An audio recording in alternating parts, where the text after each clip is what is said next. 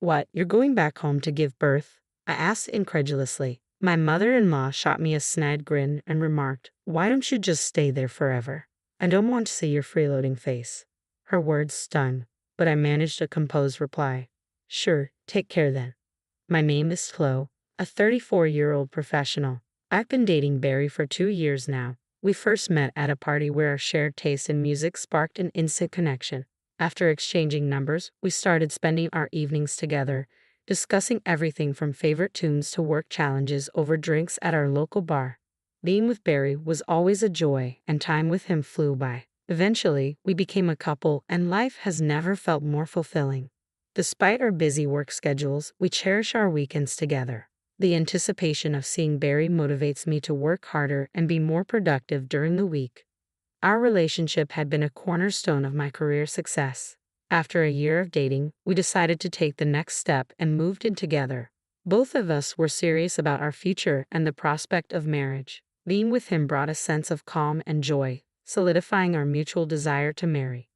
Living together before engagement turned out to be a wise choice. It allowed us to understand each other's lifestyles, strengths, and quirks.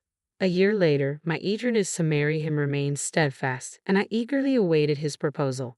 Though he had his own timing, I couldn't deny feeling a bit impatient lately. Then, unexpectedly, he invited me to dinner at an upscale restaurant. It wasn't a special occasion, yet I couldn't help but wonder if this was the moment. After work, I arrived at the restaurant, nervous yet tingling with excitement. Upon seeing him, I noticed he was even more nervous than I was. His palpable anxiety strangely eased my own. Despite feeling sorry for his nerves, his awkward and tense greeting actually made me chuckle inwardly. Then came the meal, and throughout, he was visibly nervous. As we finished the main course, he called my name softly, Chloe. His direct gaze made me slightly apprehensive. "Chloe, you're the most wonderful person I want to cherish. I hope you feel the same about me. So, will you marry me?" With those heartfelt words, he presented a ring. My answer was already clear. Yes, I can't wait for our life together. With our engagement sealed, I was overwhelmed with happiness. However, life soon became hectic, and the joy was fleeting. We had to meet each other's families, organize family gatherings, and begin wedding preparations. Balancing all this alongside our demanding work schedules was a challenge, but Barry and I found ways to carve out time and move forward with our plans. When I introduced Barry to my parents, they took a liking to him right away, impressed by his sincerity. Their approval meant a lot to me, and I was grateful they welcomed our decision to marry. However, when it came time to visit Barry's parents, things took an unexpected turn. "Ah, you're Barry's fiancé. You seem rather plain," remarked Barry's mother, R, bluntly upon our first meeting. Taken aback by her comment, I felt knocked down. Barry quickly interjected, "Mom, what are you saying? She's the woman I chose." That was pretty rude. R shrugged defensively. "I'm just being honest, you know." Barry's father, Will, stepped in, trying to diffuse the tension. "Enough, R, that's uncalled for." Despite Barry and his father's attempts to defend me, I couldn't shake off the hurt from R's words. Later, Barry apologized. "Chloe, I'm sorry about my mom. She's always been straightforward, sometimes too much. I've never been comfortable with it either." "Really?" I asked, surprised by his admission. "Yeah, so please don't let her words get to you. If she says anything after we're married, let me know right away. I'll handle it," he assured me earnestly. His words brought me relief. From the moment we started dating, Barry had shown he would protect me, even attempting to shield me during our introduction to his parents. Still, my apprehensions persisted, especially regarding the impending family meeting. I couldn't shake the worry that R would disrespect my parents too. Despite my warnings to Barry, he had assured me he would handle her carefully, and I had even briefed my parents about R's challenging nature, which they were already familiar with from past encounters. The day of the family meeting finally arrived, and my nerves were on edge for entirely different reasons. "Hello, I'm Barry's dad. It's a pleasure to meet you. Thank you for having us," Will greeted warmly, extending a hand to my parents. "We're Chloe's mom and dad," my parents replied politely, trying to keep the atmosphere pleasant. They exchanged pleasantries with Will, but R remained silent, seating herself and ordering a drink without a word.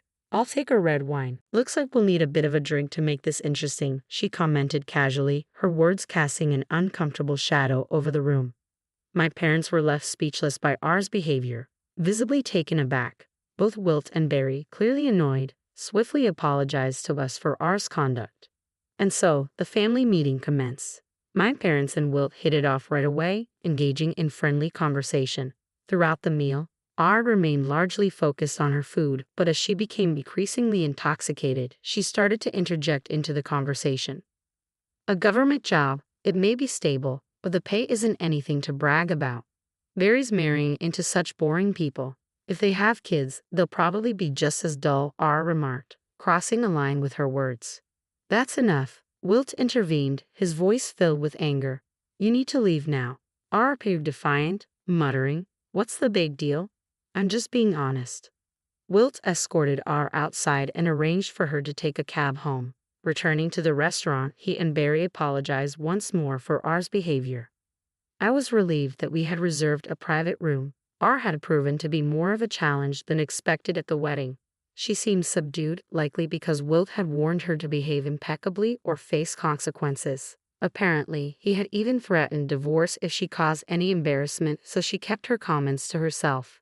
Thankfully, the wedding went off without a hitch, and I was grateful for that. Thus, our married life began in earnest. Barry and I had a wonderful relationship, making our life together blissful. We both shared household responsibilities equally to ensure neither of us felt burdened. It was a bonus that Barry excelled in cooking. I always looked forward to his meals. On days when he got caught up at work but still took on the chef's role, we would cook together. This collaboration made our days together as a happy couple all the more enjoyable. Barry made an effort to visit his family home alone as much as possible, mindful of both R and myself. Thanks to this, I was spared any direct snide remarks or confrontations from R. I deeply appreciated Barry's consideration during this time. However, tragedy struck when Wilt suddenly fell ill and passed away. Barry and I rushed to the hospital, but we arrived too late. Dad, Barry exclaimed in disbelief. Wilt's death hit him hard, and R was visibly distraught as well. How could you leave me like this? Despite my strained relationship with R, I couldn't help but empathize with her grief in that moment. I mourned the loss of Wilt, who had always treated me with kindness. In the following days, we found ourselves consumed with funeral arrangements while navigating our own grief. Barry took charge of organizing everything, and I did what I could to support him during this difficult time.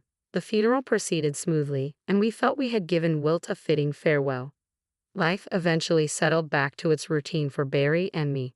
While it took time to come to terms with Wilt's passing, we eventually found our footing. Barry appeared determined to move forward with renewed resolve. However, a new challenge emerged unexpectedly. Barry, Chloe, please help me. Our sudden appearance at our doorstep caught us off guard. Mom, what's wrong? Barry asked, clearly unsettled by the unusual atmosphere. R's demeanor softened as she spoke. Since your father passed, I've been feeling terribly lonely every day. Nothing seems to taste right anymore. I just wanted to see the faces of my only family, my son and his wife. Her words seemed genuine, her vulnerability evident. Could you let me stay with you for a little while? She asked, her request tinged with desperation. Barry and I were taken aback by her request. I feel like I'll be crushed by loneliness if things continue like this, she pleaded. We hesitated, but reasoned that a short stay wouldn't hurt. R seemed so fragile. We doubted she had the energy to be hostile towards me. So we agreed to live together, and surprisingly, R behaved maturely. She even took on some household chores. I'm staying in your home. It's the least I can do. Thank you, Flo. You're a lifesaver, she expressed gratefully. Both Barry and I appreciated R's efforts. Life seemed manageable if things stayed this way. However, after about 3 months, R began reverting to her old habits bit by bit. Flo, are you not planning to quit your job? Isn't it normal for wives to stop working? But you've been working all this time. I started to respond, but R's tone grew harsher, indicating she was returning to her old self. I turned to Barry immediately. Okay, we need to talk to Mom and get her to go back to her hometown right away, I said. When Barry confronted R about it, her response was startling. I've already sold the family home, she admitted. Barry and I exchanged shocked glances. Mom, why would you do that without even discussing it with us? That's our family home. I inherited it from your dad. Selling it was my decision, R defended herself. But you should have at least informed us. Barry replied, visibly frustrated. I forgot, sorry. Now I have nowhere else to go, so please don't kick me out, R pleaded. Barry and I were left speechless. Just as we were grappling with this unexpected turn of events, another surprise came our way. I discovered I was pregnant. Verity and I were overjoyed. We had been hoping for a child but had almost given up due to our age, so this was wonderful news. However, the prospect of dealing with R while pregnant added a new layer of complexity to our situation. Recently, she started complaining again. I recounted to Barry. Why do I have to cook for you too? I'm only staying here because of Barry, not you. Traditionally, it's the wife who handles all the housework, Barry explained. R would cook only for herself and me, and she'd do her laundry but avoid yours. Barry would reprimand her, and she'd feign remorse only to repeat the behavior. I was at my wit's end. Feeling the need to escape, I decided to begin my maternity leave early and return to my parents' home. When I discussed this with Barry, he proposed a solution that we both agreed on, and we began to make arrangements. I promptly informed R of our decision and started preparing to leave. You're going back home to give birth? Yes, I feel it's necessary for a safer childbirth, even though I understand it means leaving household duties behind. Barry supports this decision. Upon hearing this, R smirked and sneered. Why not just stay at your parents' house forever? I don't want to see your parasitic face around here anyway. I bet even Barry's had enough of you. You don't need to come back to this house anymore. I couldn't help but feel a sense of relief at R's harsh words. All right then, take care, I replied calmly. I returned to my parents' house, grateful to be with them again after so long. They've been incredibly supportive, allowing me to find peace and comfort during this time.